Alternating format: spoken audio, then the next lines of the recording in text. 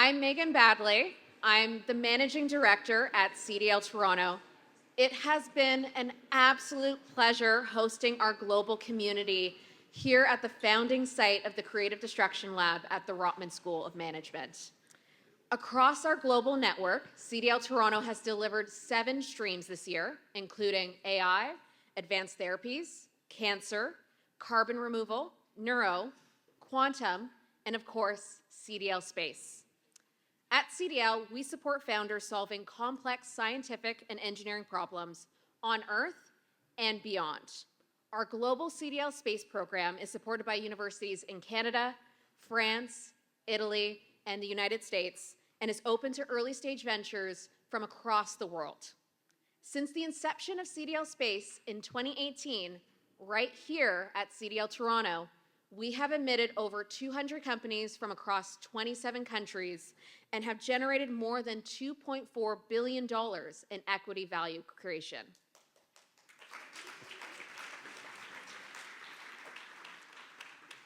This year, CDL had the opportunity to host a workshop with the Canadian Space Agency, Canada's national space organization dedicated to advancing space exploration, satellite technology, and scientific innovation to benefit both the nation and the global space community.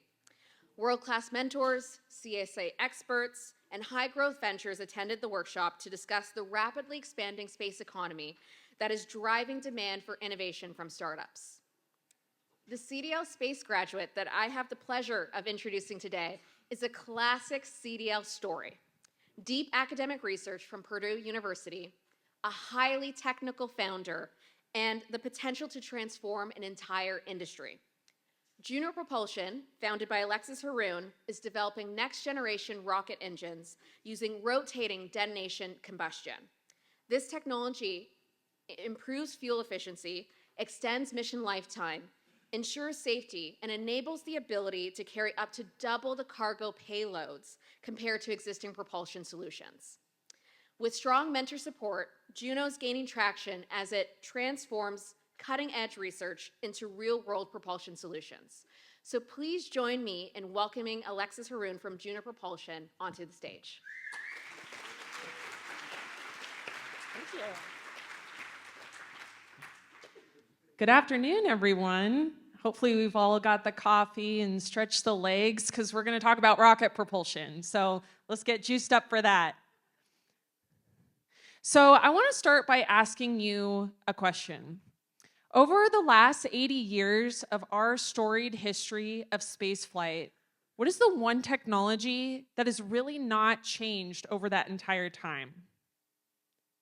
For the past 80 years, we've been using the same combustion technology throughout from the V2 program all the way to what we're doing today.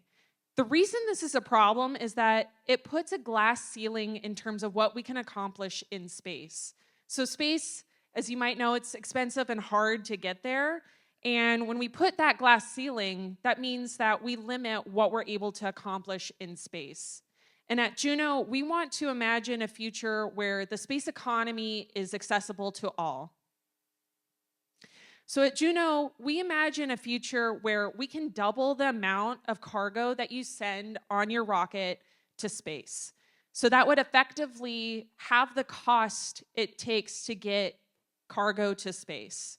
We also see improving our payload capacity by 50% and having the time it takes to get to your target orbit. So these are all realities that are capable with our core technology. So at Juno Propulsion, we are pioneering a new combustion technology called rotating detonation combustion.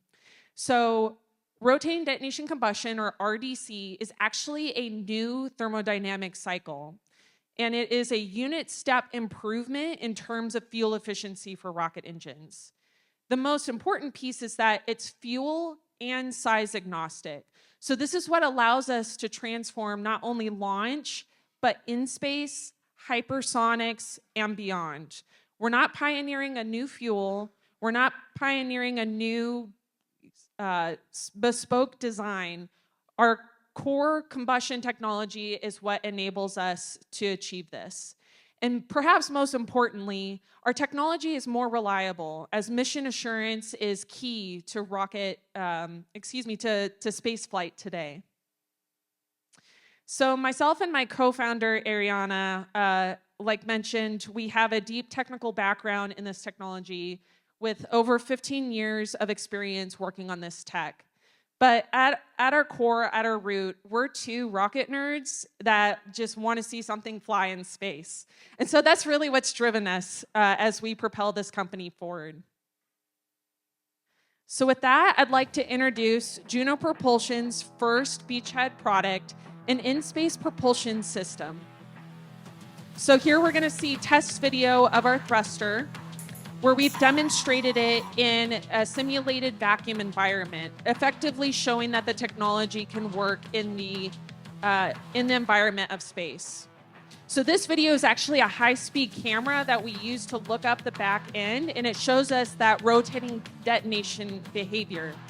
And by comparing that to our simulations, we have shown that we have out-exceeded the combustion efficiency that we would have expected with any technology that's available today. So to take a step back, I would like to highlight the enormous boost that CDL has had on our company. So just as we were starting CDL, we were still TRL2. We did not have a successful hot fire to date. And using both the technical expertise of our CDL mentors and their business acumen, we went from TRL2 to TRL5, where we've demonstrated both the performance improvement and our operability in a space environment. We've also shown remarkable product market fit, where these conversations were just at their nascency, and now we have burgeoning partnerships with these companies and government organizations. And finally, and maybe most importantly, we're halfway through our pre-seed raise. So we have a term sheet executed with our lead investor and 50% of our round committed.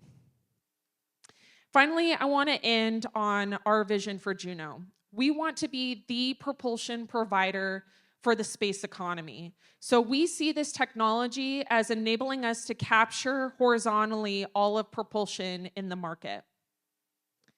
With my last few seconds, the ask. Like I mentioned, we are in the middle of this pre-seed round.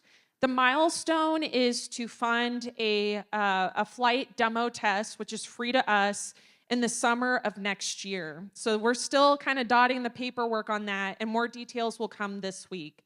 But this is what we're fundraising for, and if you'd like to participate, I'd love to talk to you after this. Thank you.